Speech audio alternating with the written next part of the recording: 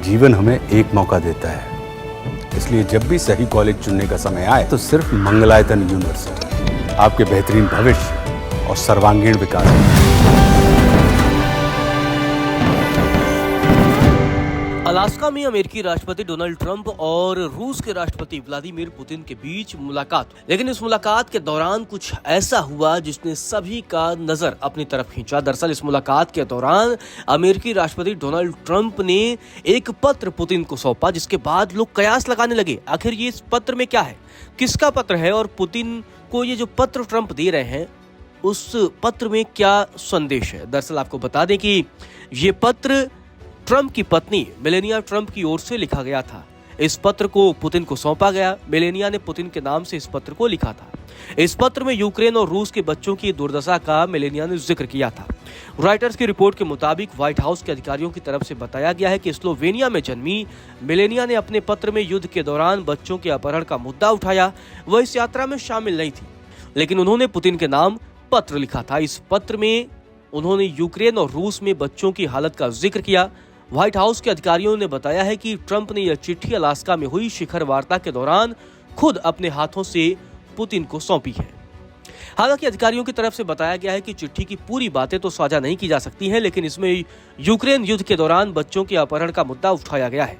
Ukraine का आरोप है कि रूस ने हजारों यूक्रेनी बच्चों को परिवार या अभिभावकों की परमिशन के बिना रूस या कब्जे वाले रूस में ले गया है। अब इसी पत्र में इस बात का जिक्र मेलेनिया की तरफ से किया गया है। दरअसल यूक्रेन सरकार का दावा है कि फरवरी 2022 में रूस के पूर्ण पैमाने पर आक्रमण शुरू करने के बाद से कम 19,500 यूक्रेनी बच्चों को जबरन रूस और रूसी कब्जे वाले क्षेत्र में निर्वासित किया गया है। यूक्रेन में ये बेहद ही संवेदनशील मुद्दा है, जहां कई लोग मानते हैं कि बिना सभी अपहृत बच्चों की वापसी के समझौते की कोई शांति समझौता नहीं करना चाहिए। 2023 में अंतर्राष्ट्रीय आपराधिक न्यायालय ने पुतिन और उनकी बाल अधिकार आयुक्त मारिया लोवावा बेलोको के खिलाफ बच्चों के कथित गैरकानूनी निर्वासन के लिए गिरफ्तारी वारंट भी जारी किया था और अब ट्रंप की पत्नी की तरफ से पुतिन के नाम पर यह पत्र लिखा गया है। वहीं बच्चों के अपहरण के मामले पर यूक्रेन के दावे पर मॉस्को का कहना है कि वे सिर्फ युद्ध क्षेत्र से कमजोर बच्चों की रक्षा कर रहा है। आपको बता दें, इस पूरे मसले पर संयुक्त राष्ट्र मानवाधिकार कार्यालय की तरफ से भी बयान सामने आया था, जब कहा गया था कि रूस ने 2022 में शुरू हुए युद्ध के बाद लाखों यूक्रेनी बच्चों को पीड़ा दी है और उनके अधिकारों का उल्लंघन किया है। आपको बता दें, अलास्का समिट के बाद पुतिन और ट्रंप दोनों ने ही 12 मिनट की प्रेस कॉन्फ्रेंस की, मगर इस दौरान मीडिया के किसी भी सवाल का जवाब नहीं दिया।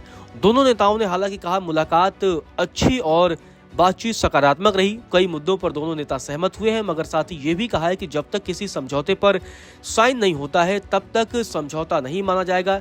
ट्रंप ने अपनी बातचीत में कहा कि मैं नाटो को कॉल करूंगा कि निश्चित रूप से राष्ट्रपति जेलेंस्की को फोन करूंगा, उन्हें आज बैठक में बारे में जानकारी दूंगा। हालांकि इस बैठक पर पूरी दुनिया की निगाहें थी। पूरी दुनिया के लोग अनुमान लगा रहे थे कि इस बैठक में क्या कुछ होगा। दरअसल रूस और यूक्रेन के बीच पिछले 3 सालों से लगभग युद्ध चल रहा है और युद्ध को लेकर के ही इस बैठक में महत्वपूर्ण चर्चा हुई है। अब देखना दिलचस्प होगा कि क्या युद्ध शांति विराम पर यूक्रेन और रूस के बीच सहमति बन पाएगी या नहीं। लेकिन उससे पहले ट्रंप की पत्नी ने यूक्रेनी बच्चों और रूस के बच्चों की दुर्दशा का मुद्दा उठा दिया है। उन्होंने बड़ा कदम उठाया है। आपको बता दें कि अलास्का में ट्रंप और पुतिन की मुलाकात में भले ही कोई डील न हुई हो, लेकिन बहुत से विशेषज्ञों का दावा है कि इसमें रूस का पलड़ा भारी है। आपको बता दें कि रूसी राष्ट्रपति पुतिन युद्ध शुरू होने के बाद से ही बेहद कम देशों की यात्रा पर गए हैं। अमेरिका ने ही उनके ऊपर सबसे ज्यादा प्रतिबंध लगाए थे। ऐसे में मॉस्को से अमेरिका जाना उनके लिए किसी चीज से कम नहीं था। अमेरिका को यात्रा से पहले पुतिन पर लगे प्रतिबंध भी हटाने पड़े। संभव है कि यह फिर से लग जाए, लेकिन